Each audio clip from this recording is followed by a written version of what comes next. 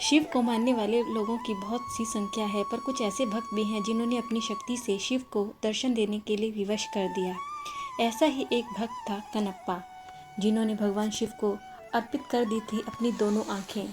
इन्हें महाभारत के पांडव अर्जुन का अवतार माना जाता है, जो कि शिव के परम भक्त थे। कनप्पा नैयार एक तमिल संत थे, जिनमें भक्त कनप्पन और धीरन के नाम से भी जाना जाता है, और उनका जन्म एक शिकारी परिवार में हुआ था।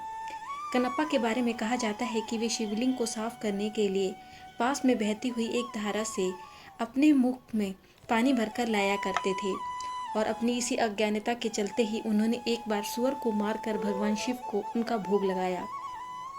भगवान ने भी उसका प्रसाद स्वीकार कर लिया, क्योंकि वे दिल के सच्चे थे और उनकी भक्ति सच्ची थी। एक बार भगवान शिव ने कनप्पा की अडिग भक्ति की परीक्षा ली। इसके लिए भगवान शिव ने अपनी दिव्य शक्ति से मंदिर में कपकपी पैदा कर दी, जिससे मंदिर की छतें गिरने लगी।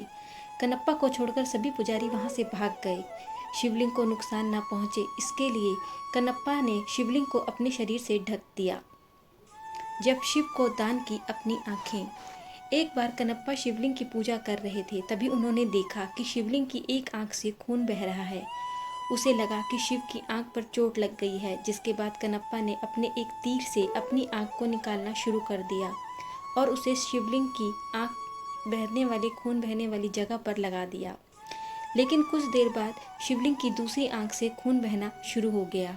उसने सोचा कि वह अगर अपनी दूसरी आंख भी निकाल देगा तो वह अंधा हो जाएगा, और अंधा हो जाने के बाद वह शिवलिंग पर दूसरी आंख कैसे लगा पाएगा।